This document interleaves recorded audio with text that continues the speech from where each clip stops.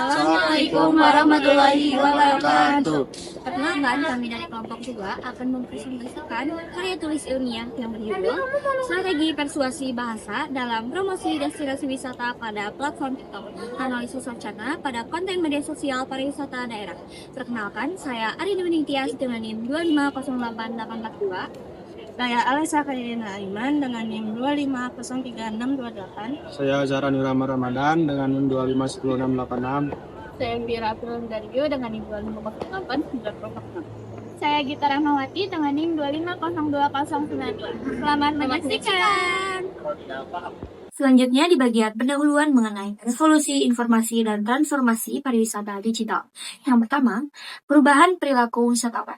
Wisatawan kini semakin cerdas dan melek digital, mengandalkan platform digital untuk informasi, destinasi, ulasan, dan pengalaman pengguna lain sebelum berpergian dan bertransformasi dari media konvensional menuju media digital yang interaktif menurut Chiang dan Gretel 2010 dan Buhalis and Lau 2008. Selanjutnya, peran media sosial.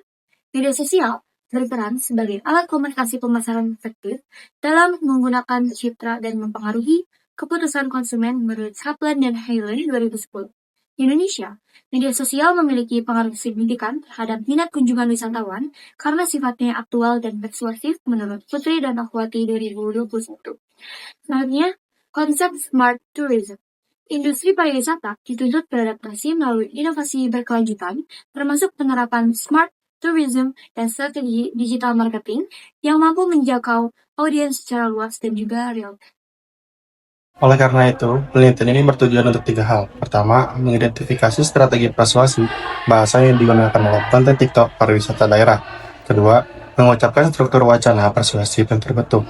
Dan ketiga, mendeskripsikan hubungan antara pilihan bahasa dengan respon audiens. Untuk mencapai tujuan tersebut, penelitian ini menggunakan pendekatan kualitatif dengan metode analisis wacana kritis atau CDA, model Fairclough. Dengan menganalisis 30 konten TikTok dari akun pariwisata daerah yang memiliki engagement rate tertinggi. Lalu, mengapa TikTok? Apa yang membuatnya istimewa sebagai media promosi pariwisata? TikTok memiliki beberapa keunggulan utama. Pertama, algoritma for your page atau FYP yang mampu mendistribusikan konten secara organik ke pengguna baru tanpa harus memiliki banyak pengikut terlebih dahulu.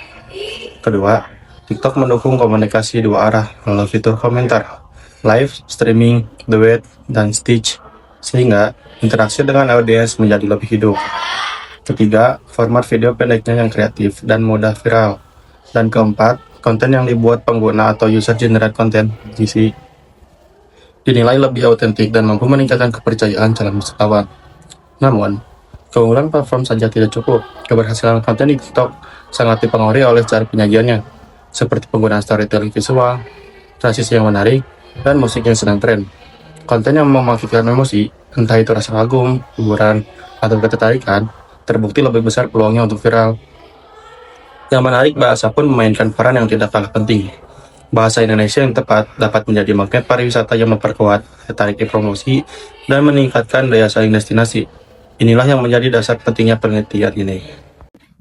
Kajian mengenai promosi pariwisata di media sosial umumnya belum menginterpretasikan pendekatan analisis wacana untuk memahami bagaimana struktur bahasa digunakan dalam membangun makna dan memengaruhi audiens. Oleh karena itu, artikel ini hadir untuk mengisi kesenjangan tersebut dengan menganalisis strategi persuasi bahasa dalam konten promosi destinasi wisata dalam platform TikTok melalui pendekatan analisis wacana. Selanjutnya, kerangka teoritis. Bagian analisis wacana kritis atau CDA. Menurut Fairclough, pada tahun 1992, CDA memiliki model 3 dimensi, yaitu yang pertama adalah teks untuk menganalisis linguistik kosakata, tata bahasa, dan struktur kalimat. Dan yang kedua ada praktik wacana untuk proses produksi dan konsumsi teks. Yang ketiga ada praktik sosial. Nah, ini untuk ideologi dan relasi kekuasaan yang melatar belakangi. Selanjutnya, menurut Van Dijk pada tahun 1997, melengkapi CDA dengan konsep kognisi sosial, representasi mental pembuat teks terhadap realitas sosial. Dalam konten TikTok, ini tercermin dari framing destinasi, pemilihan kosakata yang menonjolkan keindahan, dan strategi naratif citra positif. Dan yang terakhir, menurut G, pada tahun 2011, perspektif discourse sebagai cara manusia menggunakan bahasa bersama pikiran, nilai, dan tindakan untuk membentuk identitas. Dalam promosi pariwisata, contohnya dalam narasi, destinasi impian, pengalaman autentik, dan surga tersembunyi. Selanjutnya bagian teori persuasi dan retorika. Retorika Aristoteles meletakkan dasar teori persuasi melalui 3 elemen retorika yang masih relevan dalam komunikasi digital kontemporer, yaitu yang pertama adalah logos, daya tarik logis atau rasional. Yang kedua ethos, yaitu daya tarik kredibilitas. Yang ketiga adalah pathos, daya tarik emosional. Bagian pragmatik dan tindak tutur. Teori tindak tutur menurut Austin pada tahun 1962 dan Shirley pada 1969, tindak tutur ilokusi seperti memerintah, mengajak, dan meminta ditemukan dalam kalimat call to action pada konten promosi.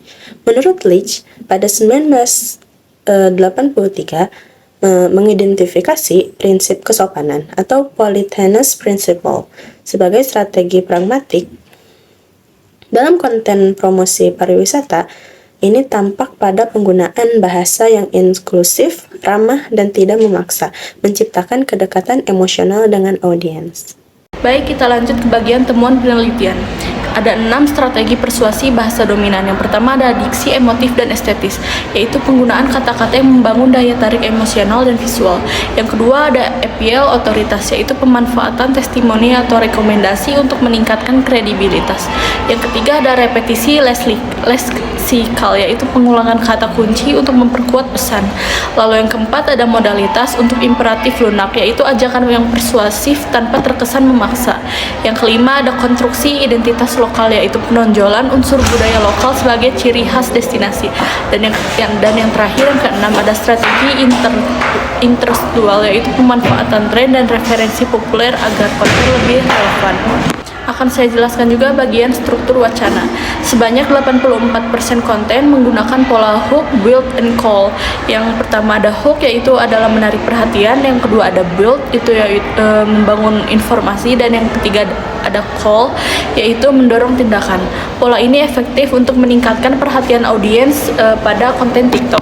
Lalu ada temuan kuantitatif, 88% emosional, 68% ada rasional, 60% kredibilitas, 96% call of action, dan yang 100% ada leksikon evaluatif atau hyperbolic.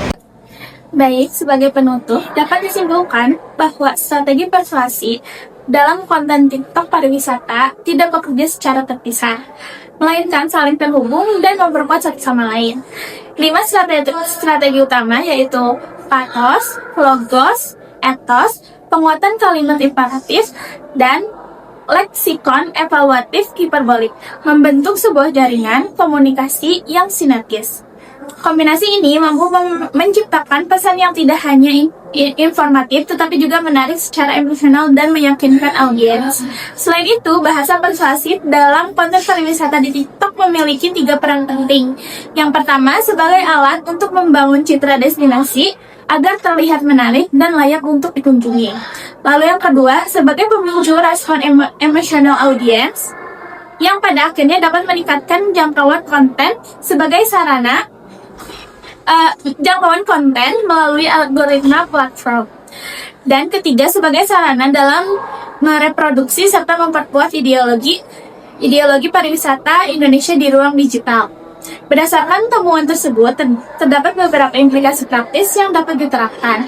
Pengelolaan akun promosi pariwisata disarankan untuk mengintegrasikan kelima strategi persuasi secara seimbang, serta membangun pola penyampaian hook, will, and call to action agar pesan lebih efektif. Di sisi lain, action agar pesan lebih efektif.